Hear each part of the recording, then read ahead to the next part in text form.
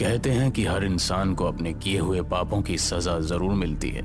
इस संसार में एक ना एक दिन उसे अपने पापों का हिसाब जरूर चुकाना पड़ता है। वो एक घना जंगल था। शरीर का खून जमा देने वाली ठंडी हवा चल रही थी। उस घने जंगल के बड़े बड़े लंबे और पेड़ के साए रात के समय में बड़े ही विचित्र आकृति बना रहे थे। ठंडी हवा की रफ्तार से ऐसा प्रतीत हो रहा था मानो कि कुछ समय बाद उस जंगल में कोई भयानक तूफान आने वाला हो। एक लग्जरी कार उस घने जंगल की सड़क को चीरती हुई दौड़ती चली जा रही थी। उस कार के अंदर दो लोग सवार थे, चार्ल्स और राहुल। चार्ल्स बड़ी सावधानी पूर्वक गाड़ी चला रहा था और वहीं उसके बगल में बैठा हुआ राहुल खिड़की के बाहर का दृश्य देखने में व्यस्त था। वैसे तो राहुल एक बहुत ही बहादुर किस्म का व्यक्ति था, मगर इस समय उसके चेहरे पर डर के साए साफ साफ दिखाई दे रहे थे। वो चार्ल्स को इशारे से बार बार बोल रहा था कि गाड़ी को और ज्यादा तेज चलाए।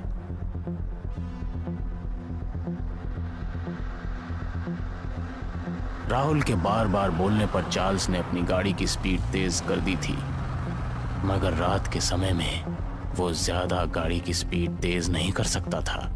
राहुल का बार बार तेजी से गाड़ी चलाने का इशारा करना चार्ल्स का ध्यान भटका दे रहा था। इस बार भी राहुल ने चार्ल्स को गाड़ी तेज चलाने का इशारा किया ही था कि तभी कार अचानक झटके देते हुए रुक गई।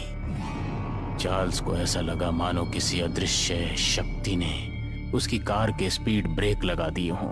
अगर चार्ल्स गाड़ी चलाने में निपुण ना होता तो अब तक तो गाड़ी पलट जाती। गाड़ी के अचानक इस तरह रुकने से चार्ल्स और राहुल बाहर निकल कर आए। उन दोनों ने देखा कि गाड़ी के चारों टायर फटे हुए थे।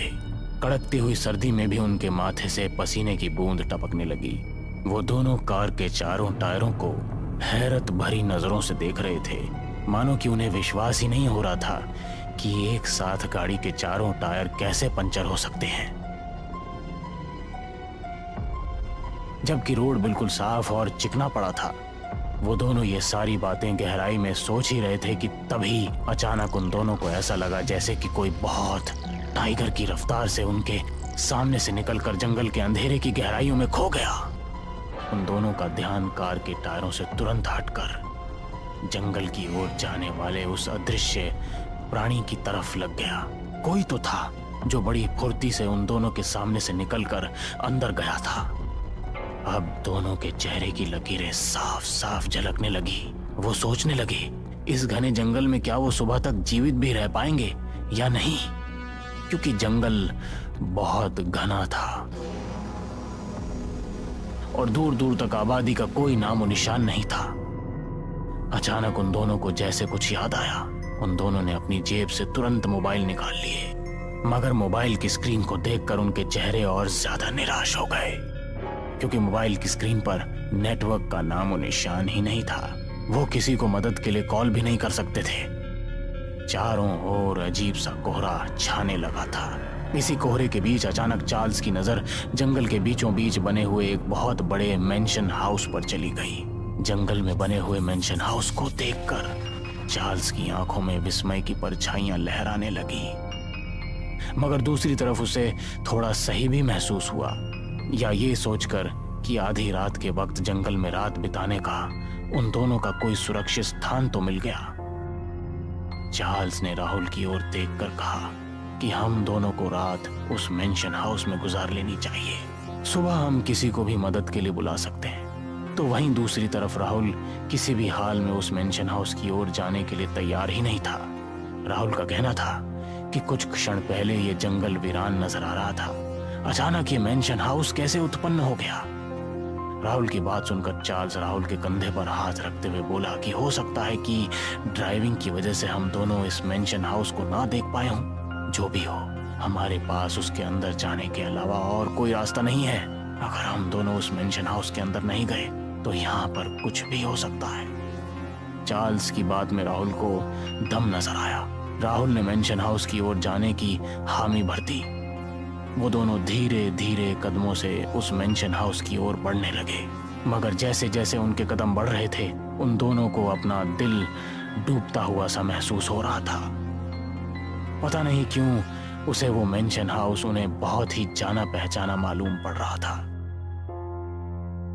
कुछ ही समय बाद वो दोनों मेंशन हाउस के अंदर खड़े हुए थे कि उन दोनों ने देखा कि उस मेंशन हाउस की दीवारों पर बड़े बड़े चीते की खालें टंगी हुई थी और वहां आसपास सन्नाटा पसरा हुआ था। वो हाउस अंदर से पूरी तरह से खाली नजर आ रहा था। तो वहीं दूसरी तरफ उस मेंशन हाउस के हॉल में बने हुए आतिशदान में लकड़ियां जल रही थी, जो ये बता रही थी कि ये मेंशन हाउस पूरी तरह से खाली नहीं है, कोई ना कोई यहाँ पर जरूर है। राहुल और चार्ल्स आतिशदान के करीब जाकर बैठकर अपने हाथ सेकने लगे। दरअसल चार्ल्स और राहुल कोई आम व्यक्ति नहीं थे, बल्कि वो दोनों एक जासूस थे। और तो और वो दोनों इस देश में भी नहीं रहते थे। कल रात उन दोनों के पास उनके ही किसी एजेंट का कॉल आया। उस एजेंट ने उन दोनों को अर्जेंट इसी जंगल के आसपास बुलाया था, मगर अपनी मंजिल तक पहुंचने से पहले ही उनकी कार के चारों टायर पंचर हो गए और इस वक्त वो दोनों जंगल के सन्नाटे में बने हुए उस मेंशन हाउस के अंदर आतिशदान में अपने हाथ ताप रहे थे। उन दोनों को भूख भी लग रही थी। राहुल चार्ल्स से खाने को लेकर कुछ कहने ही वाला था कि तभी उन दोनों के कानों में सीढ़ियों से किसी के नीचे उतरने के कदमों की आहट सुनाई दी। वो दोनों खड़े होकर तुरंत सीढ़ियों की ओर देखने लगे। उन दोनों ने देखा कि एक सुंदर महिला मुस्कुराती हुई एक छोटी बच्ची के साथ उन दोनों की ओर ही चली आ रही थी। उस सुंदर महिला ने ब्लैक कलर की नाइटी पहन रखी थी और उसके ठीक बगल में एक 10 वर्षीय लड़की जिसने एक ब्लैक कलर की मोटी जैकेट पहन रखी थी, उन दोनों को देखकर मुस्कुराने लगी। कुछ ही देर में वो महिला अपनी बच्ची के साथ चार्ल्स और राहुल के सामने खड़ी हो गई और उन्हें सवालिया नजरों से देखने लगी। चार्ल्स ने मुस्कुराते हुए उससे कहा कि वो दोनों मुसाफिर हैं। अचानक रास्ते में उनकी कार खराब हो गई। सर्दी और जानवरों से बचने के लिए वो दोनों इस मेंशन हाउस के अंदर चले आए। चार्ल्स की बात सुनकर वो सुंदर महिला बड़े ही अजीब रहस्यमयी अंदाज में मुस्कुराती हुई बोली कि तुम दोनों ने अच्छा काम किया, हमें एक दूसरे की मदद करनी चाहिए। राहुल ने उस महिला को बताया कि उन दोनों को बहुत तेज भूख लगी है। राहुल की बात सुनकर उस सुंदर महिला ने सामने की ओर इशारा कर दिया और उन दोनों ने देखा कि उस हॉल में एक बड़ी सी डाइनिंग टेबल सजी हुई रखी है। वो दोनों समझ गए कि वो सुंदर महिला उन दोनों को भोजन करने का निमंत्रण दे रही है। वो दोनों धीरे धीरे कदमों से उस डाइनिंग टेबल की ओर बढ़ गए। उस महिला ने अपनी 10 वर्षीय बेटी को एक चेयर पर बैठा दिया और वहां से गायब हो गई। वो बच्ची उन दोनों को अजीब से अंदाज में घूरे जा रही थी। पता नहीं क्यों राहुल और चार्ल्स को उस बच्ची के घूरने का अंदाज विचलित कर दे रहा था। राहुल को ऐसा महसूस हो रहा था मानो कि उनके सामने कोई जिंदा बच्ची नहीं बल्कि किसी मुर्दा बच्ची को बैठा दिया हो। उन्हें एक अजीब सी घबराहट महसूस होने लगी। वो दोनों उठकर जाने ही वाले थे कि तभी वो सुंदर महिला हाथों में खाने की ट्रे लिए हुए मुस्कुराती हुई उनके करीब चली आई। उस महिला को देखकर अचानक उनका विचलित मन शांत हो गया। उस महिला ने मुस्कुराते हुए उन दोनों से कहा कि उन दोनों को बैठकर भोजन करना चाहिए।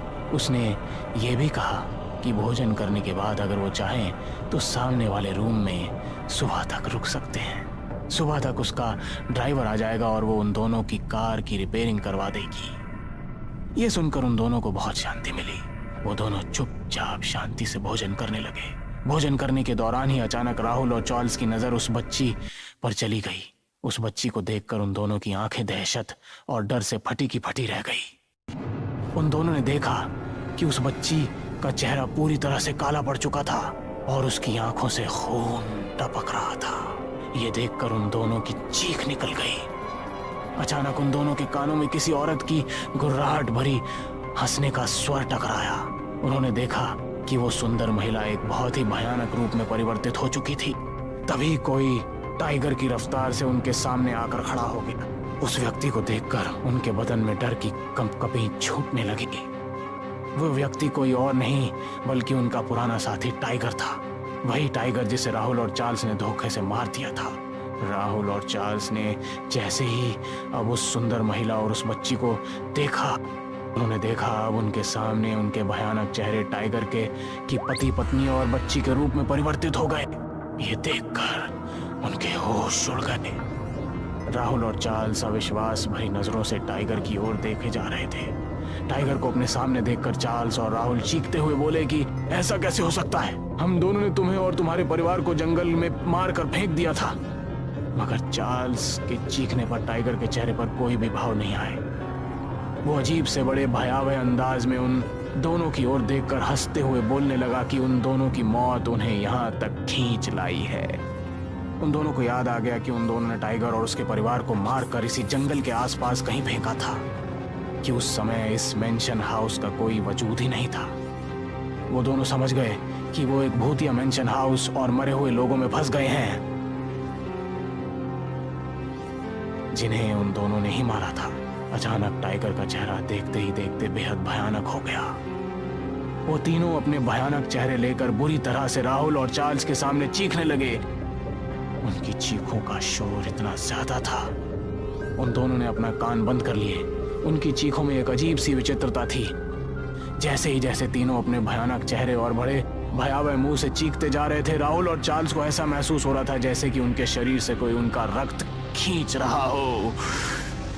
कुछ ही समय में दोनों मृत होकर उस मेंशन हाउस की जमीन पर गिर गए। दरअसल चार्ल्स, राहुल और टाइगर तीनों रॉ एजेंट ही थे और तीनों आपस में गहरे दोस्त भी थे। टाइगर अपने दोस्तों पर अपनी जान से भी ज्यादा भरोसा करता था, लेकिन एक मिशन के दौरान टाइगर, राहुल और चार्ल्स को लंदन भेजा गया, जहां पर कुछ आतंकवादियों ने टाइगर से अपना पुराना बदला लेने के लिए, उसके परिवार को जान से मारने के लिए राहुल और चार्ल्स को बड़ी रकम पेश की। वो दोनों लालच में आ गए और दोनों ने बहुत निर्दयता के साथ टाइगर की पत्नी और 10 वर्षीय बेटी की हत्या कर दी। हत्या करने के दौरान टाइगर अचानक वहां पर पहुंच गया। भेद खुल जाने की वजह से अचानक उन दोनों ने धोखे से टाइगर के ऊपर भी गोली चला दी। टाइगर अपने परिवार सहित मारा गया। मगर कहते हैं कुछ लोग मर के भी नहीं मरते। टाइगर और उसके परिवार के साथ कुछ ऐसा ही हुआ। उन तीनों की आत्माएं देश के गद्दारों से बदला लेने के लिए तड़प उठी और आखिरकार नियति राहुल और चार्ल्स को उनकी ओर खींच ही लाई। अगले दिन फॉरेस्ट ऑफिसर को राहुल और चार्ल्स की लाश उस घने जंगल में मिली, मगर वहां मेंशन हाउस का कोई नामो निशान मौजूद नहीं था। एक फॉरेस्ट ऑफिसर बड़ी हैरत भरे अंदाज से दूसरे फॉरेस्ट ऑफिसर से बोला कि ये तो वही जगह है जहां पर टाइगर और उसके परिवार को मारकर डाल दिया गया था। टाइगर और उसके परिवार ने देश के गद्दारों से बदला लिया था। अब उन तीनों की आत्माएं मुक्त हो चुकी थी और राहुल और चार्ल्स की आत्माएं अपनी मंजिल यानी कि नर्क में पहुंच चुकी थी।